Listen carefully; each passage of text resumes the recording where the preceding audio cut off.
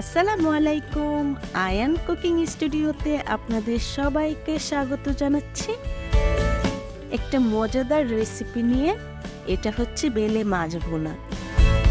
আমরা কম বেশি সবাই কিন্তু এই বেলে মাছটা পছন্দ করি, তবে যারা নতুন তারা আমার এই রেসিপিটি ফলো করতে পারেন। খুব সহজ ওয়েতে কিভাবে আমি রান্না করি, খেতে খুবই টেস্টি হয়। তো চলুন দেখে আসি এই বেলে মাছ ভুনাটা আমি কিভাবে করি। তো ভিডিওটি আপনাদের ভালো লাগবে। আমি চুলায় পাত্র বসিয়ে প্রথমে পরিমাণ মতো তেল দিয়ে দিয়েছি, আর তেল গরম হয়ে গেলে এখানে 2 টেবিল চামচ পরিমাণ পেঁয়াজ কুচি দিয়ে পেঁয়াজটা হালকা ব্রাউন কালার করে ভেজে নিব। পেঁয়াজটা যখন হালকা চেঞ্জ হয়ে আসবে, এখানে আমি হলুদের গুঁড়া 1/2 টেবিল চামচ, মরিচের গুঁড়া 1/2 টেবিল চামচ দিয়ে অল্প করে পানি দিয়ে দিয়েছি যেন মশলাটা পড়ে না যায়। আর এখানে আমি ধনিয়া গুঁড়া দিয়ে দিচ্ছি 1/2 টেবিল চামচ। এখন দিয়ে পরিমাণ মতো আমি এখানে লবণ অ্যাড করে নিয়েছি।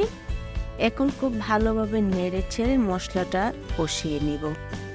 উপরে যখন তেলটা বেশি উঠবে, এই পর্যায়ে আমি এখানে পরিষ্কার করে রাখা বেলে মাছগুলো দিয়ে দিচ্ছি।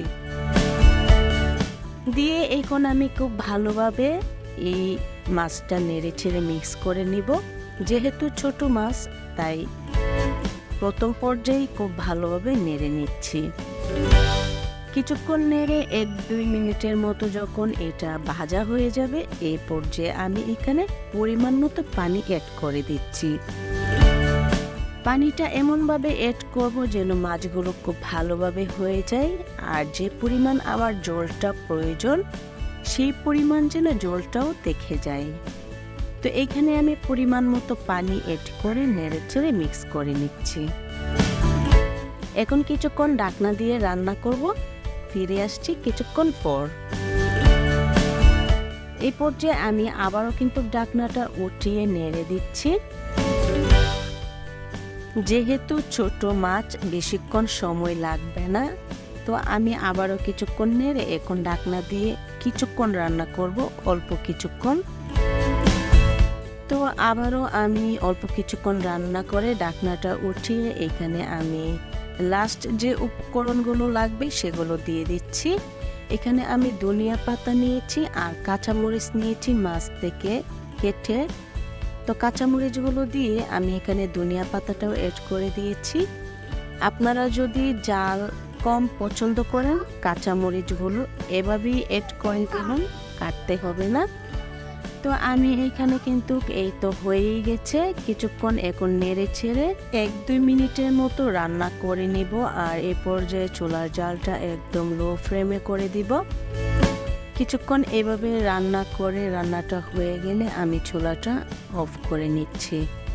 আর খুব সহজ ওয়েতেই কিন্তু এই বেলে মাছটা বোনা করা হয়, আর আমার ভিডিওগুলো খুব সহজ ওয়েতে আপনাদের দেখানোর চেষ্টা করি। তো আশা করছি আজকে ভিডিওটি আপনাদের ভালো লাগবে। তো আমি আপনাদের সার্ভ করে দেখিয়ে দিচ্ছি কেমন হয়েছে আমার এই তরকারিটা।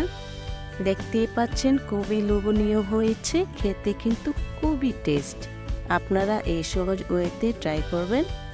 আর আমার ভিডিওটি যদি আপনাদের ভালো লাগে, ফ্রেন্ডস অ্যান্ড ফ্যামিলির সাথে শেয়ার করবেন।